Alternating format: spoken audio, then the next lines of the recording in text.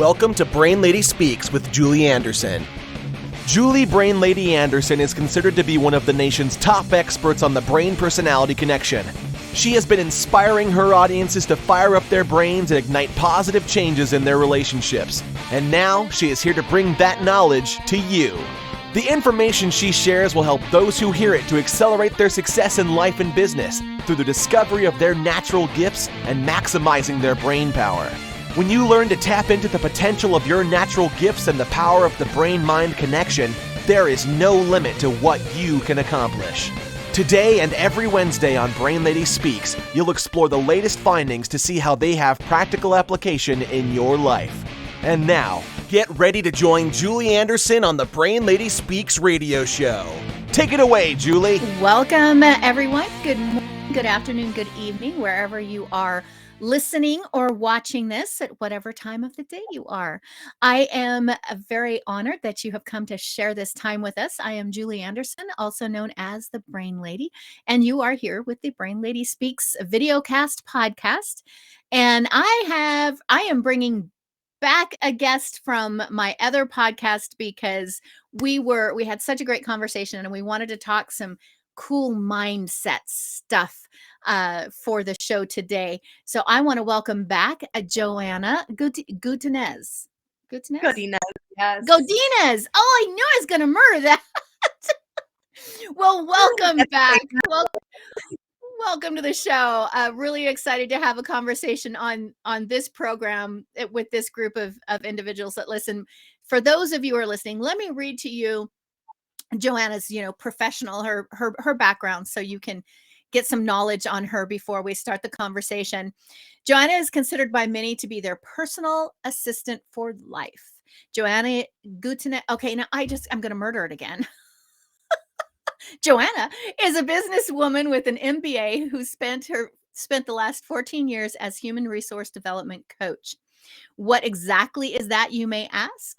As the founder of Bay, and that is BAY acronym, Lifestyle and Beyond Asana Yoga School, Johanna offers an innovative approach to habit development, personal and professional coaching, and lifestyle transformation, helping you get clarity and attract your definition of success in your life. And I love that because everybody's definition of success is slightly different, right? Having experienced the stress and demands of a corporate job, Johanna set out to discover ways to cope with the reactions she was having due to the demands in her life. Through yoga, meditation, and extensive study on patterns, mindset, and the way the mind operates, she was able to completely alter the direction in her life to assist others in her field that were experiencing the same burned out state, social pressures, professional demands, financial stresses, and overall imbalance in health and time. She has developed a systematized way that she can provide these tools to people as well. According to Johanna, you can achieve your dreams by aligning your life with your inner values. To do that, she and her team has developed her proprietary ELM, evolutionary life mapping method, and which she facilitates for your self-discovery through inquiry and self-reflection. Inquiry and self-reflection. Based on what you uncover, a plan of action can be developed and intentionally directed action can be taken. Johanna, welcome back to the show. Thanks so much for having me, Julie. I've been so excited to have this conversation with you.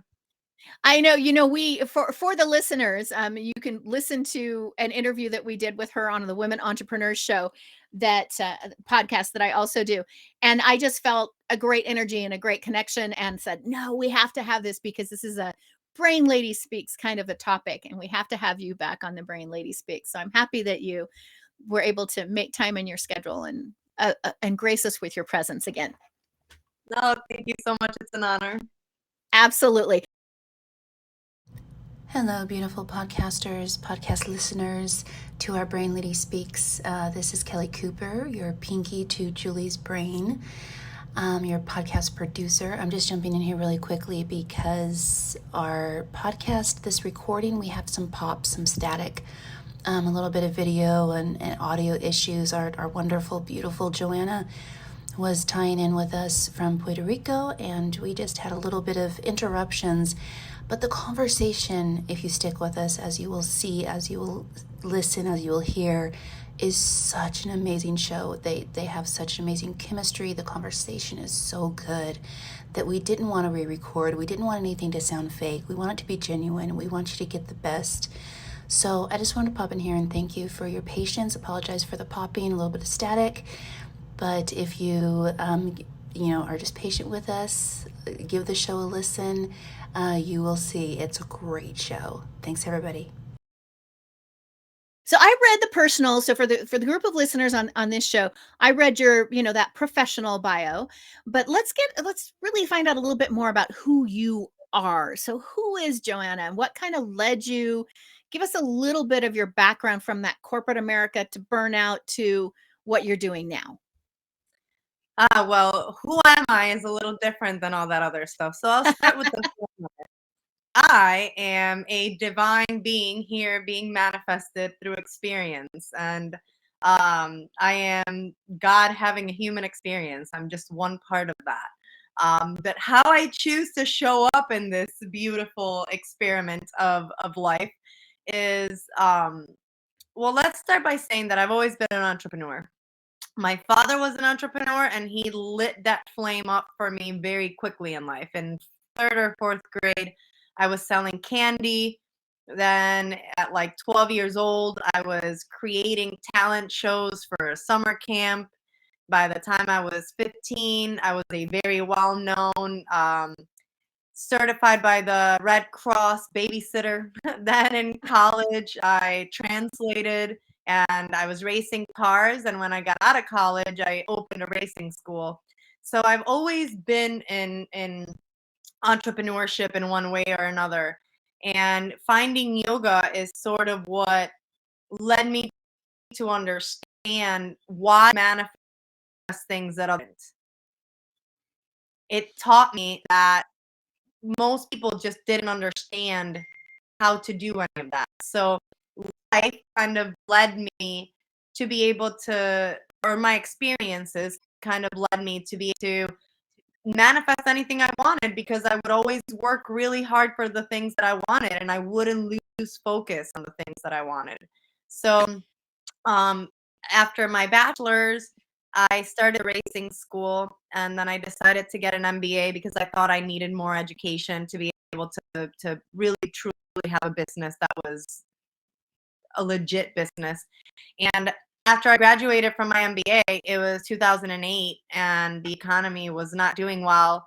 And my business is a total luxury because learning how to race cars isn't really something anybody needs unless they're going to make it a career. And not many people can make that a career. So I went through a really deep depression. And when they wanted to medicate me, I was like, dude, what's wrong is not me. It's my situation. You giving me pills isn't going to change my situation. Mm-hmm. And so they told me to go work out. And that's when I realized like this whole world of fitness and health and wellness existed that I just wasn't in the forefront of my mind. And that's kind of what led me into this life. And it started through the body, through wanting to be healthy in body. And then I realized that it wasn't just moving the body that made the mind better. The mind operates in a way that we are not taught. We're not really taught how the body operates either, but that's beside it. But the mind especially, we are not taught how the mind works. And I sort of went out on a quest to learn as much as I could to be able to like understand myself at a deeper level, and that's kind of what's brought me to the moment where I am today, attempting to share the knowledge that I've learned with others, because it's freeing, it's empowering, it makes me a happy person, and I think everyone should be able to live that way. So yeah. So I wanted to focus today because one of the things that I'm really passionate about is mindful meditation. That's what I really encourage people to do, is really be able to take control of your brain chemistry. Like literally, there's such a huge connection between the thoughts in your mind and the chemistry, the way what's produced in the chemistry that's produced in your mind, or in your brain rather. And I think that's that one of the missing components. Like you said, a lot of people just don't understand that connection. And that's kind of where I started, was 27 years ago, studying psychoneuroimmunology, and how, you can, based on your thoughts, they can measure an increase or decrease of your white blood cell count. And it's like, that's so powerful. So do you feel, taking us back a little bit, or taking you back a little bit to that time when you were stressed and it was showing up in your body, how was that showing up in your body? What were some of the physical things that you noticed that were faltering because of your mental, your emotional piece? Oh, the big thing was the state of my energy and how heavy I felt. And I mean, now that I understand it, even the things that you say create a shift in the vibration of your body. But because you're always in your head thinking, you don't notice how you literally feel it in even your skin. You can feel it on your skin, the vibration of your skin. So yeah, I think that the lack of energy was first. Like, I am one of the most energetic people like that you'll meet. Like, I wake up in the morning and I'm like, "Team, good morning, everyone. How's everything going? How did everything?" And I wouldn't get out of bed. Like, I didn't want life. I did not want a life at all. I just wanted to just sleep. Like, it was terrible. But I realized that a lot of that had to do with what I was telling myself, Mhm. which of course, when you don't understand the mind and you don't understand how it works, you don't know that you're doing it to yourself. And that's the sad part about it, right? How are you supposed to not do something if you don't even know that you're doing it to begin with? But Yeah. I realized that it was me telling myself that I wasn't good enough, me telling myself that I was never going to be able to do the things that I wanted to do again, like making these like statements that were like all or nothing statements that were the ones that were keeping me in the most terrible place that I've ever been in my life, really. Yeah. It's funny, because I just did a podcast. I was Flip. I was interviewed on a podcast just a couple hours ago. And one of the things that I told her, that I always tell my clients, and people who are listening to the show have heard me say this before, that the brain listens to everything you are thinking in your mind.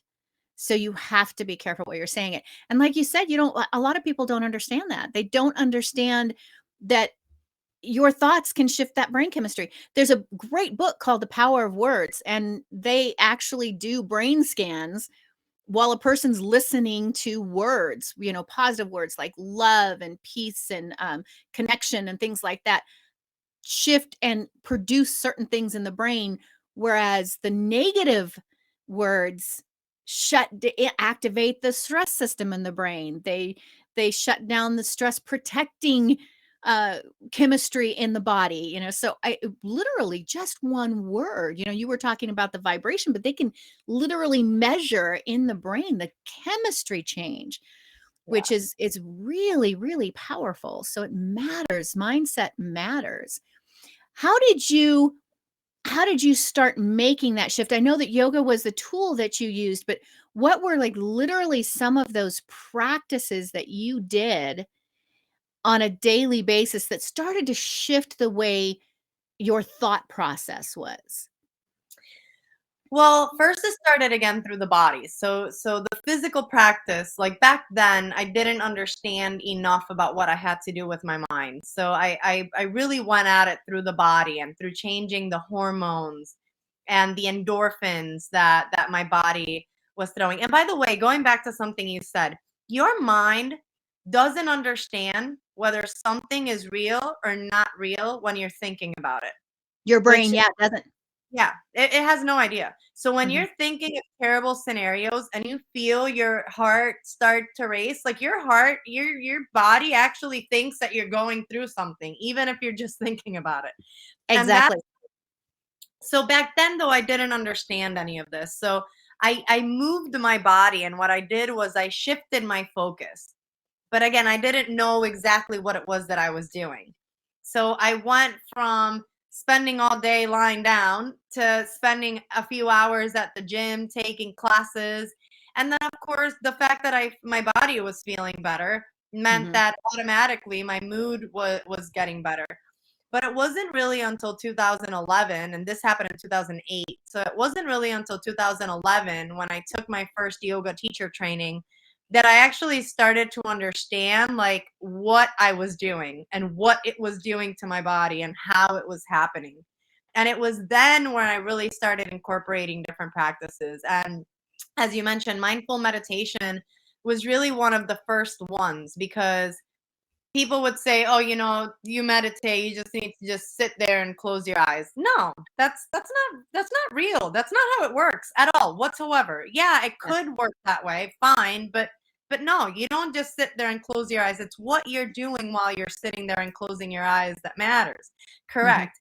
So I started with mindful meditation because I couldn't just sit and close my eyes and not think about anything. Like I would literally be freaking out because I was just sitting there in my own mind. Through mindful meditation, I did a lot of walking. So I would do hikes and I would do my mindful meditation during my hikes. And what I would do is I would connect my mind's eye to the bottom of my foot. Mm. I would basically be aware and keep my focus on how my foot was doing this on the floor. Yoga is a mindful meditation. Most people don't understand that. But in yoga, you are minding what's happening in your body, in your breath, and in what's called your bandhas, which are these energetic locks that help you breathe a certain way and help you keep your body really toned and really tall and really lengthened. That's how you create the mindful meditation during the physical practice of yoga. But mindful meditation can be done through anything. It could be done coloring, it could be done swimming, it could be done biking. It's your ability to be so involved in what you are doing that Right now. right now in the moment, Yes, in the moment. action, that your brain is completely absorbed in that action. So mindful meditation, what it led me to do was learn to focus enough to then actually apply meditation where I can just sit. Because when I'm just sitting, there's less things happening. So it's easier for my brain to kind of go haywire.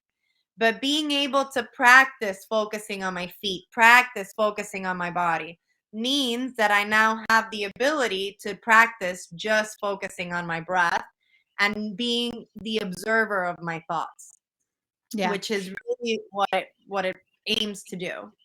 Yeah, and it's important. People, for those who are listening, I want to throw this little disclaimer out here at the moment because I'm going to talk about PTSD, and I want to make sure that if you are experiencing something like that, what I'm going to say next is a great practice, but always, always, always check with your practitioner, with whoever, whatever medical doctor or therapist that you are under. Always double check with them before starting anything or stopping anything, right? I want to emphasize that. But one of the great things they've done some really wonderful research on, they did an amazing study on people, soldiers coming back from Afghanistan, and mindful meditation and the PTSD. Because what you said earlier, connecting that, Johanna, to what you said earlier about the fact that when you are thinking about something, it is chemically affecting your brain the same way as if it was really happening. So it can be completely in your mind. It can be a stressful, crazy scenario that you're completely thinking about that isn't even a reality in the moment, but your brain is reacting as if it were. And that's a powerful thought. And that's one of the reasons why mindful meditation is so powerful in helping individuals with PTSD, because they can go into these, something can trigger someone to mental or to brain chemistry wise react as if they were back in that moment of original trauma. And that mindful meditation, being able to connect immediately with what is present right now, is what can snap you out of a manic episode, one of these traumatic episodes.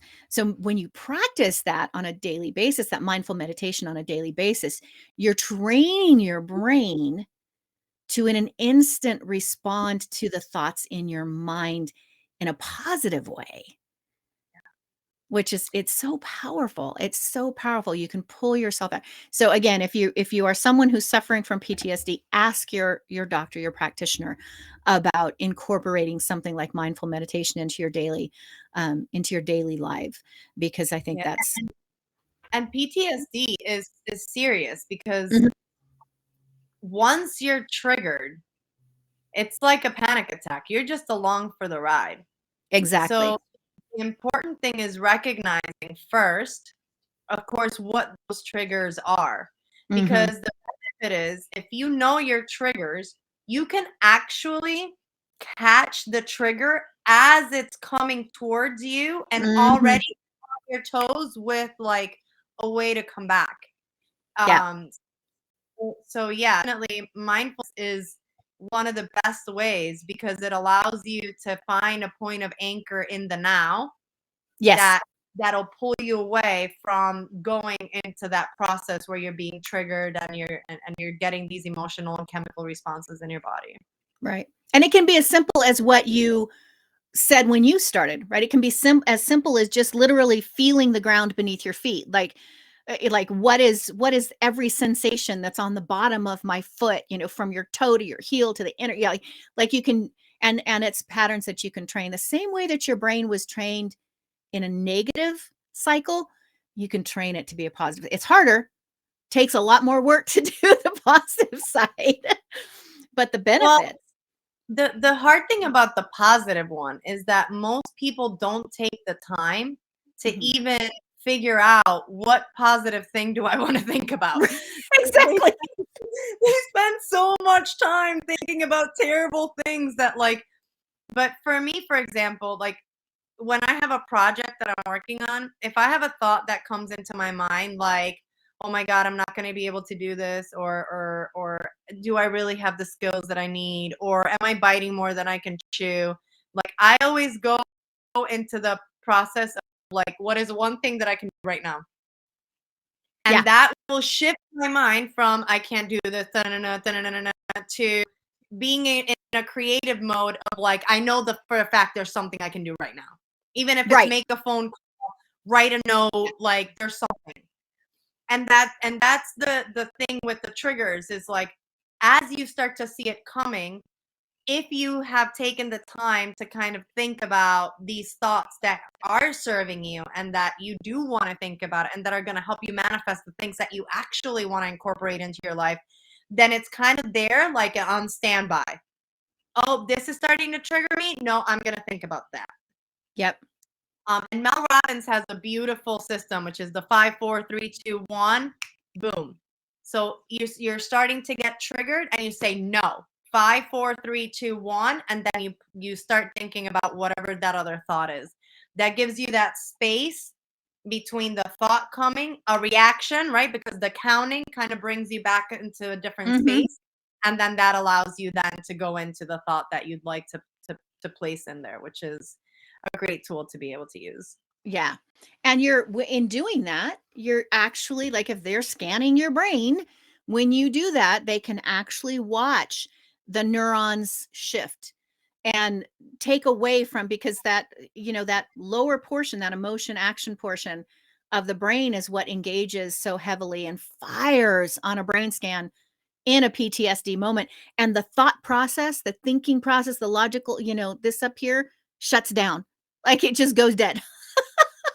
And that's Yeah. what you want to be active, because that's what you need to go, oh, wait a minute. I'm not really in that traumatic situation. I'm sitting in my office. So I like that counting thing. That's a very good, Yeah, because the reptilian brain isn't going to be able to do that. The reptilian brain is the one that's going to go into fight and flight, and it's going to want you to go down that rabbit hole because there's a threat. You have yeah, to. There's a threat, right? I'm going to get So, eaten alive. I got to run. and that's the worst part. Like as humans, another thing about being mindful is when those thoughts come, if you don't have a thought, this can be your thought. Is that affecting me right now? Yes. Is that affecting me right now in this moment? Mm-hmm. Because that'll bring you back to peace. Because right now I'm just sitting here, I can breathe. I can I'm away. The dangers is gone. And once you can talk yourself like logically out of it, but it's taken that space. Without that second of space, it's really, really hard to do it. Yeah. And without the training, right? Yeah. It's in a traumatic experience or in a situation like PTSD or just your own deeply entrenched literal neural connections that are connected to memory circuits that started when you were born, even before you were born, right? And it doesn't even, you don't even have to have been raised in a highly dysfunctional family. It doesn't even have to be that dramatic, right? It can just simply be what was the programming? What were the messages that you received? And if your family had the I can't, you can't, we're not good enough, if that was the way you were raised, then that's your programming. Right. So you have to, doing something like this helps you to stop and come in the now, right? I'm not the little kid on the playground. I'm not the, right, what really is possible. It opens up the brain's ability to see those opportunities when you do these types of practices on a daily basis. Yeah, and you're right. It doesn't take a highly dysfunctional family, because any mother that consistently tells her kid, be careful, Oh yeah. you can get hurt. I mean, Yeah. you don't mean anything bad. You're Right. not trying to do something bad, but automatically you are creating major trauma, because then everything's everything's a danger. And that's not the reality either. Like we're actually faced with very little compared to Yeah. all other animals in the kingdom. Yeah, exactly. Like I said, most of us are not going to get eaten by a tiger. It's just not going to happen. Yeah, there's a wonderful story. A man called Daniel. His name is Daniel Kish. I don't know if you've heard about him. He's the one who he's blind, like surgically eyes removed, completely blind, and he will ride mountain bikes on mountain trails. And he does it all through echolocation. So he literally trained his brain. He clicks. He'll make a clicking sound. And what's really interesting, because going back to what you said about a mom that, tells their children, be careful, be careful. I was reading the transcript of an interview of his mother. And she was recounting how, at 2 years old, he was climbing up the bookcase. He was climbing over the back of the chair. He was climbing the trees by the time he was 4. And the interviewer asked what any interviewer would tend to want to ask is, are you crazy? Why did you allow your child to do this? He was blind, didn't that bother you? Didn't that make you concerned? And she said, if I told him he couldn't, I knew he never would. And it was just the most beautiful quote, because it's like that, the way he was raised, had he not been allowed to do that, he would have been like the average blind person out there, that he would not have trained his brain with echolocation, right? He would not have done that. But because his mother supported him and all these crazy things that he did, he was able to accomplish something that is incredible. Like, I will get hurt I ride a mountain bike on a trail, the easiest trail, and I'm going to fall over and get hurt. But him, he's just, it's insane to look him up. Daniel Kish. It's just, he's got an amazing story. Yeah. Humans are incredible. Mhm. Like, we are hands down incredible, because we have all of the knowledge of everything in our DNA, and we can access it. That's the difference, because we all have this DNA, right? Most animals have the same DNA. We're like 97% or something like that. All the animals have it, but we can access it. We can decode. And the fact of the matter is, how much we're empowered as children is completely related to the amount of success that we can have. I mean, look at Elon Musk. His mom was a dancer, model, and all 3 of her children are brilliant, super successful, and it's all about the way she raised them to be like, you can do whatever you want. You are and I honestly think that that's what helped me as well. Like, my father empowered me very much when I was a child. I was a very wild, very obnoxious, very hard to control child, and instead of being like, no, no, no, I would have crazy ideas, and he'd be like, tell me, how would you manage to do that? And he would actually make me think instead of being, you can't. So when I wanted to sell candy, he taught me how. When I wanted to plan my own birthday party at 14, he gave me $500 and said, go at it and see if you can figure it out. I was never told at 14, like, you can't plan your own party. You're not old, or you don't have the skills. Those things were never placed in my head.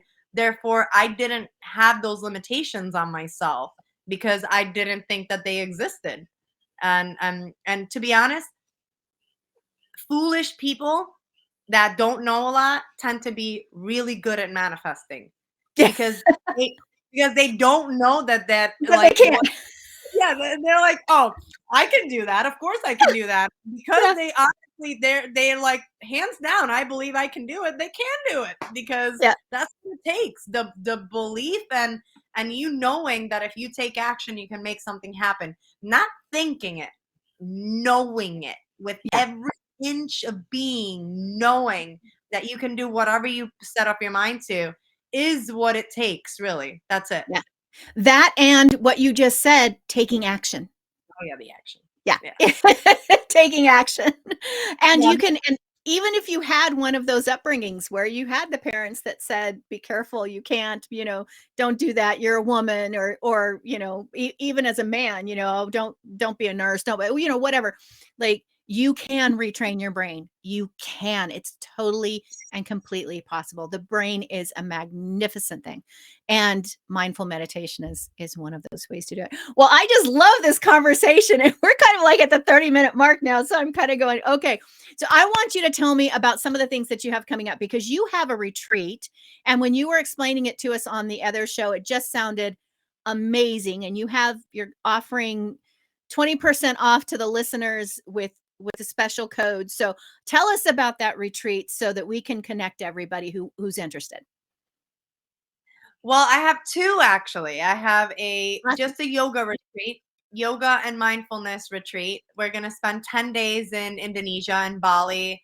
It's actually 3 days in Nusa Penida and 7 days in Bali. And it's all about yoga, meditation, and really amazing conversations about the different things that affect life. Every day we'll have a different topic that we're going to talk about. The goal is to not only experience the beautiful, amazing culture that Bali has to offer, but to also be surrounded by a group of like-minded people that are all in this journey of figuring out who we are and elevating our life to the next level. That's September 16th through the 26th. And then I'm also opening a 300-hour teacher training after that from September 29th through October 22nd. So if you're already certified in 200 hours and would like to get to 500, or if you are like, man, I know a little about yoga, but I don't know that much, a teacher training is a perfect way for you to be able to actually teach yourself yoga. Like you don't need to teach anyone else, but you need to teach yourself first. So a teacher training is a really good way to give you not just the tools, but also to kind of light the light bulb as to what am I missing in my knowledge of self, of mind, of body. Because to truly be happy, what it takes is you being healthy. Like people's health is the only wealth that you really, really, really, really need. Because you can have all the money in the world, and if you're not healthy, you can't do anything with it. Yep. So very true.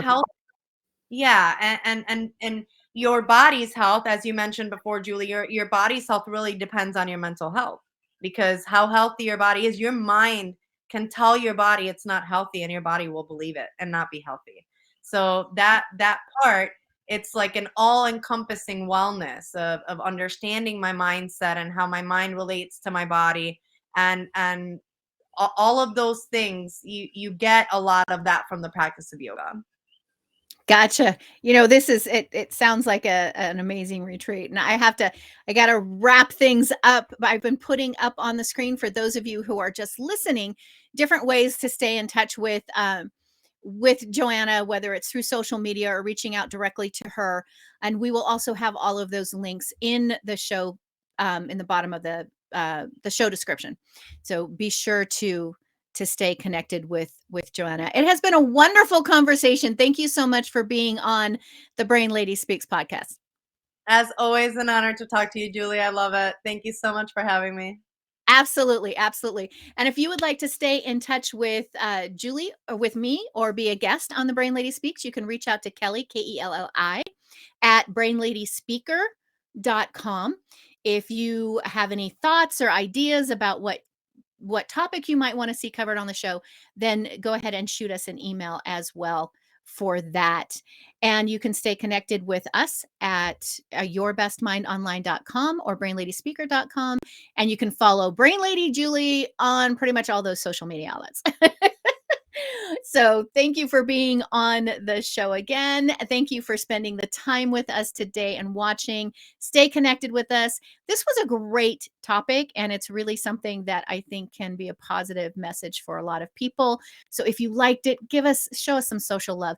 Give us a thumbs up and share this out to your community so more people can be connected with the wonderful guest today, Johanna, and her Baylifestyle programs. All right. Until next time, I want everybody to go out there, take your socks off, plant your feet in the dirt or in the grass, feel every single sensation of the coolness on your toes, and just be in that spot for a moment. Take a nice deep breath and enjoy it with everything you have. Till next time. Thanks for joining us. Thank you.